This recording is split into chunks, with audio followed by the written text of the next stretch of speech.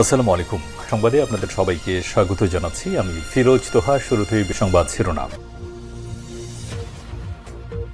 জানিয়ে দেব এই মুহূর্তে হাতে পাওয়া সর্বশেষ গুরুত্বপূর্ণ আপডেট বাংলা সংবাদ। শুরুতেই থাকছে ফ্যাসিবাদ চিরদিনের জন্য বিদায় দিতে হবে কাদের গনি চৌধুরী। বাংলাদেশ সম্মিলিত পেশাজীবী পরিষদের সদস্য সচিব ও বাংলাদেশ ফেডারেল সাংবাদিক ইউনিয়নের মহাসচিব কাদের গনি চৌধুরী বলেছেন, ছাত্র জনতা রক্তে অর্জিত সাফল্য নস্যাৎ করবার ষড়যন্ত্র চলছে। এই ষড়যন্ত্র রুখতে হবে, বাংলাদেশ থেকে স্বৈরশাসন এবং ফ্যাসিবাদ চিরতরে তাড়াতে হবে। এবারে জানাবো নিখোঁজের ২৪ ঘণ্টা পর নদী থেকে বাবা মেয়ের লাশ উদ্ধার। মানিকগঞ্জে নদীতে সাঁতার শেখাতে গিয়ে নিখোঁজ হওয়ার ২৪ ঘণ্টা পর বাবা ও মেয়ের মরদেহ উদ্ধার করা হয়েছে। নিহতরা হলেন বাবা ব্যবসায়ী মোহাম্মদ মহিদুর রহমান ৪৫ ও মেয়ে রাফসা ১১। জানাবো ভারতকে ইলিশ দেওয়া নিয়ে বাণিজ্য মন্ত্রণালয়ের নতুন সিদ্ধান্ত। আসন্ন দুর্গাপূজা উপলক্ষে ভারতে ৩,০০০ টন ইলিশ রপ্তানির সিদ্ধান্ত নিয়েছিল বাণিজ্য মন্ত্রণালয়। তবে সেই সিদ্ধান্ত থেকে এখন সরে এসেছে। নতুন সিদ্ধান্ত অনুযায়ী ভারতে ২,৪২০ টন ইলিশ রপ্তানির অনুমতি দেওয়া হয়েছে। ৪৯টি প্রতিষ্ঠানকে এই অনুমতি দিয়েছে। এর মধ্যে ৪৮টি প্রতিষ্ঠান ৫০ টন করে ২,৪০০ টন আর একটি প্রতিষ্ঠান ২০ টন ইলিশ রপ্তানি করবে। আগামী ১২ অক্টোবর পর্যন্ত এই ইলিশ রপ্তানি চলবে।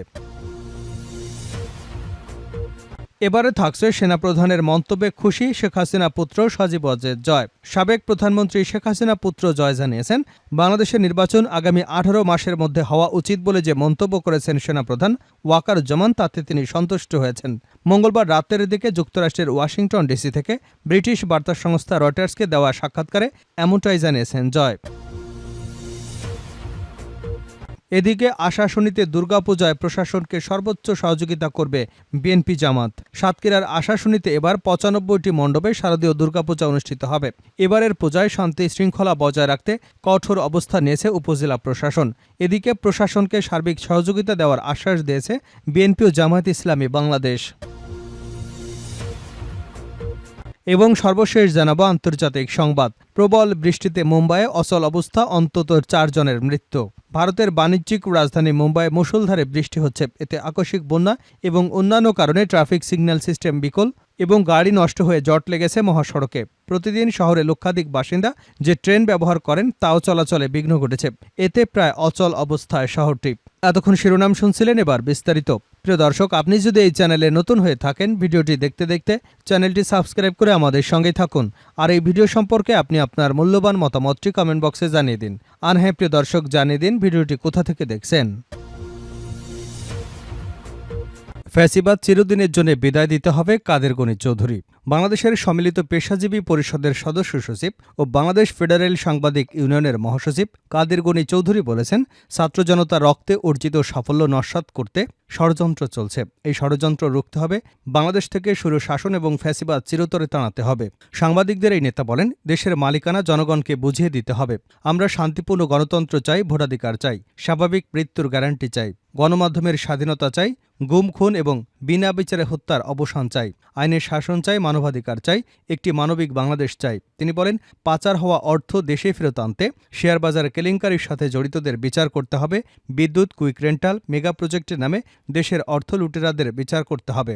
ছাত্র ও গণহত্যাকারীদের দৃষ্টান্তমূলক শাস্তি দিতে হবে। বৃহস্পতিবার সকালে নিউ ইয়র্কে অনুষ্ঠিত এক সংবর্ধনা ও মত বিনিময় সভায় একথা বলেন তিনি। কাদের গনি চৌধুরী বলেন, ভিন্ন মতের লোকদের নির্যাতনের জন্য আওয়ামী লীগ আয়নাঘর বানিয়েছিল, যেখানে বিরোধী দলের নেতাকর্মীদের চালানো হতো নিষ্ঠুর নির্যাতন। ক্রসফায়ারের মতো অসংখ্য বিরোধী দলের নেতাকর্মীদের হত্যা করা হয়েছে। বাসা থেকে ধরে নিয়ে ভিন্ন মতের লোকদের ক্রসফায়ার এবং তথাকথিত এনকাউন্টারের নামে গুলি করে হত্যা করা ছিল নিত্যদিনের ঘটনা। মানুষের বাক স্বাধীনতা বলতে কিছুই ছিল না। বিএনপির ভারপ্রাপ্ত চেয়ারম্যান তারুণের অহংকার তারেক রহমানের বক্তব্য মিডিয়ায় প্রচার করতে বাধা দেওয়া হয়েছিল। তাকে অন্যায়ভাবে দেশে আসতে দেওয়া হয়নি। দেশনেত্রী বেগম খালেদা জিয়াকে এক কাপড়ে তার ক্যান্টনমেন্টের বাসা থেকে বের করে দেওয়া হয়েছে। গুরুতর অসুস্থ খালেদা জিয়াকে উন্নত চিকিৎসা নিতে দেয়নি, উল্টো কারাগারে বন্দী করে রাখা হয়েছিল। এই ভয়াবহ দানব ফ্যাসিবাদী হাসিনা সরকার ২,০০০ বিরোধী দলের নেতা কর্মীদের খুন করেছে। গুলিতে কারো হাত চলে গেছে, কারো পা চলে গেছে, কারো মাথার খুলি উড়ে গেছে, কেউ হারিয়েছে চোখ। ১৭ বছর দেশে গণতন্ত্র বলতে কিছুই ছিল না। নিখোঁজের ২৪ ঘণ্টা পর নদী থেকে বাবা মায়ের মরদেহ উদ্ধার। মানিকগঞ্জে নদীতে সাঁতার শেখাতে গিয়ে নিখোঁজ হওয়ার ২৪ ঘণ্টা পর বাবা ও মেয়ের মরদেহ উদ্ধার করা হয়েছে। নিহতরা হলেন বাবা ব্যবসায়ী মোহাম্মদ মাহিদুর রহমান ৪৫, মেয়ে রাফসা ১১। বৃহস্পতিবার সকাল ৭:৩০টার দিকে সিঙ্গার উপজেলার ধলেশ্বরী নদীর বাইরাখেয়া ঘাট থেকে মরদেহ দুটি উদ্ধার করা হয়। বাইরা ইউনিয়নের ৩ নং ওয়ার্ডের ইউপি সদস্য মোহাম্মদ শাহজাহান মিয়া বিষয়টি নিশ্চিত করেছেন। মোহাম্মদ শাহজাহান মিয়া জানান, সকালে খেয়াঘাট থেকে একটু সামনে বড় বড়শি দিয়ে নদীর দুপাশ থেকে টানার এক পর্যায়ে মেয়ে রাফসা জামায় বড়শি আটকে গেলে তাকে উপরে তোলা হয়। এর কয়েক হাত দূরে মাহিদুরের মুখে বড়শি আটকে গেলে তাকেও উদ্ধার করা হয়। উল্লেখ্য, বুধবার সকাল ৭টার দিকে বাড়ির সামনে বাইরা খেয়াঘাটের ধলেশ্বরী নদীতে মাহিদুর রহমান তার মেয়েকে সাঁতার শেখাতে যান। এ সময় মেয়ের শরীরে ৫ লিটারের ২টি বোতল বেঁধে মেয়েকে সাঁতার কাটতে নদীতে ছেড়ে দেন তিনি। কিছুক্ষণ পর বোতলের মুখ খুলে পানি ঢুকলে তুলে যায় রাফসা। পরে মেয়েকে উদ্ধার করতে গিয়ে নিখোঁজ হন বাবা হামিদুরও। ফায়ার সার্ভিসের ডুবুরি দলের সদস্যরা বুধবার সারাদিন চেষ্টা চালিয়েও উদ্ধার করতে পারেননি। ভারতকে ইলিশ দেওয়া নিয়ে বাণিজ্য মন্ত্রণালয়ের নতুন সিদ্ধান্ত। আসন্ন দুর্গাপূজা উপলক্ষে ভারতে ৩,০০০ টন ইলিশ রপ্তানির সিদ্ধান্ত নিয়েছিল বাণিজ্য মন্ত্রণালয়। তবে সেই সিদ্ধান্ত থেকে সরে এসেছে। নতুন সিদ্ধান্ত অনুযায়ী ভারতকে ২,৪২০ টন ইলিশ রপ্তানির অনুমতি দেওয়া হয়েছে। ৪৯টি প্রতিষ্ঠানকে এই অনুমতি দেওয়া হয়েছে। এর মধ্যে ৪৮টি প্রতিষ্ঠান ৫০ টন করে ২,৪০০ টন আর একটি প্রতিষ্ঠান ২০ টন ইলিশ রপ্তানি করবে। আগামী ১২ অক্টোবর পর্যন্ত এই ইলিশ রপ্তানি চলবে। বুধবার বাণিজ্য মন্ত্রণালয় থেকে আমদানি রপ্তানি নিয়ন্ত্রককে চিঠি দিয়ে নতুন এই সিদ্ধান্তের কথা জানানো হয়েছে। ইলিশ রপ্তানির অনুমতি পাওয়ার জন্য আবেদনের শেষ সময় ছিল গত সোমবার দুপুর ১২টা পর্যন্ত। নতুন ও পুরনো সব আবেদনপত্র এবং সাথে সম্পর্কিত কাগজপত্র যাচাই বাছাই করে ইলিশ রপ্তানির চূড়ান্ত অনুমোদন দেওয়া হয়। এর বিপরীতে দেওয়া হয় ৮টি শর্ত। এতে বলা হয়েছে, অনুমতির মেয়াদ কার্যকর থাকবে আগামী ১২ অক্টোবর পর্যন্ত। যেসব শর্ত দিয়ে প্রতিবছর ইলিশ রপ্তানির অনুমতি দেওয়া হয়, এবারও সেগুলো রাখা হয়েছে। শর্তগুলো হচ্ছে বিদ্যমান রপ্তানি ভিত্তিক বিধিবিধান মানা, শুল্ক কর্তৃপক্ষের মাধ্যমে ইলিশের কায়িক পরীক্ষা করানো এবং প্রতিটি চালান শেষে রপ্তানি সংক্রান্ত কাগজপত্র বাণিজ্য মন্ত্রণালয়ে দাখিল করা। এছাড়া অনুমোদিত পরিমাণের চেয়ে বেশি ইলিশ রপ্তানি না করা, অনুমতি কোনোভাবেই হস্তান্তর না করা এবং অনুমোদিত রপ্তানিকারক ছাড়া ঠিকায় রপ্তানি না করার শর্ত থাকছে। বলা হয়েছে, সরকার যে কোনো সময় রপ্তানি বন্ধ করতে পারবে, সবসময় এসব শর্ত থাকে। এদিকে গত ১১ অগাস্ট মৎস্য ও প্রাণী সম্পদ উপদেষ্টা ফরিদা আক্তার বলেছিলেন, দেশবাসী ইলিশ পাবে না আর বিদেশে রপ্তানি হবে, এটা হতে পারে না। আগে দেশকে গুরুত্ব দিতে হবে, এরপর রপ্তানি করা হবে। পরদিন ২২ সেপ্টেম্বর অর্থ ও বাণিজ্য উপদেষ্টা সালেউদ্দিন আহমেদ সাংবাদিকদের জানান, বৃহত্তর স্বার্থে এবং সর্বোচ্চ মহলের সিদ্ধান্তে ভারতে ইলিশ মাছ রপ্তানি করা হচ্ছে।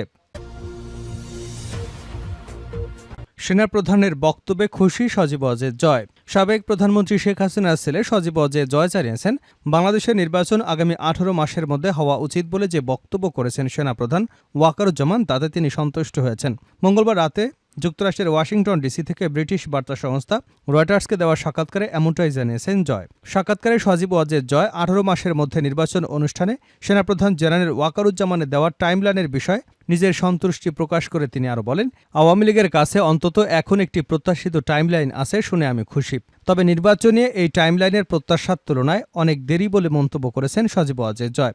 দেশের প্রাচীনতম এবং বৃহত্তম রাজনৈতিক দল আওয়ামী লীগকে বাদ দিয়ে দেশের প্রকৃত সংস্কার এবং বৈধ নির্বাচন করা অসম্ভব। ছাত্র জনতার অভ্যুত্থানে প্রধানমন্ত্রীর পদ থেকে পদত্যাগ করে ভারতে পালিয়ে যাওয়া শেখ হাসিনা দেশে ফেরা নিয়ে ছেলে সজীব ওয়াজেদ জয় বলেন, দেশে ফেরার বিষয়টা শেখ হাসিনার উপর নির্ভর করছে।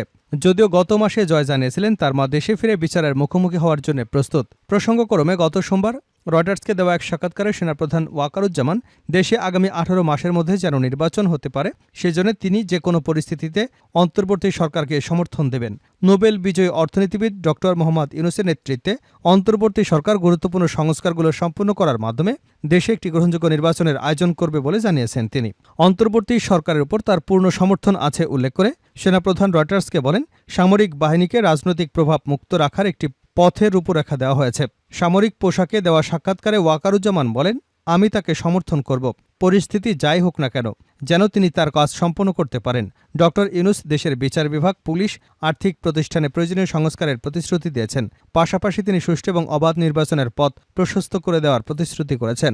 ১ থেকে ১.৫ বছরের মধ্যে গণতান্ত্রিক প্রক্রিয়ায় উত্তরণ হওয়া উচিত বলে মন্তব্য করে সেনাপ্রধান বলেন, তবে ধৈর্যের প্রয়োজনীয়তার উপর জোর দিয়েছেন তিনি। জেনারেল ওয়াকারুজ্জামান বলেন, যদি আপনি আমাকে জিজ্ঞাসা করেন, আমি বলবো এই সময়ের মধ্যে আমাদের একটি গণতান্ত্রিক প্রক্রিয়ায় যাওয়া উচিত।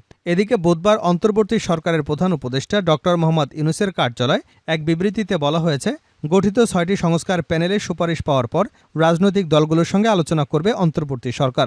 সংস্কারের বিষয়ে ঐক্যমত পোষণ করা হলে এবং ভোটার তালিকা প্রস্তুত হলে ভোটের তারিখ ঘোষণা করা হবে।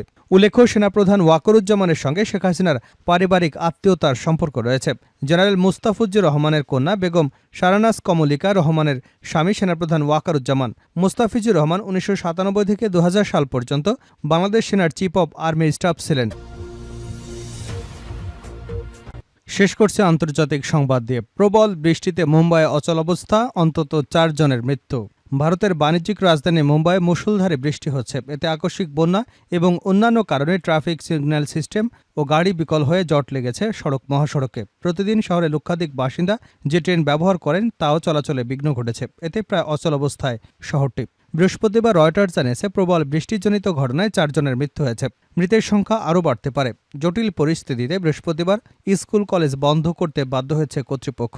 বুধবার সন্ধ্যায় মুম্বাইয়ের কিছু অংশে প্রায় ২৭৫ মিলিমিটার বৃষ্টিপাত রেকর্ড করা হয়েছে। বৃষ্টিপাত আরও বাড়ার আশঙ্কায় মুম্বাই রেড অ্যালার্ট জারি করেছে ভারতের আবহাওয়া অফিস। তারা বাসিন্দাদের যথাসম্ভব ঘরে থাকার আহ্বান জানিয়েছে এবং মাছ ধরা ট্রলার উপকূলে নোঙর করে জেলেদের নিরাপদে আশ্রয়ে থাকতে বলা হয়েছে।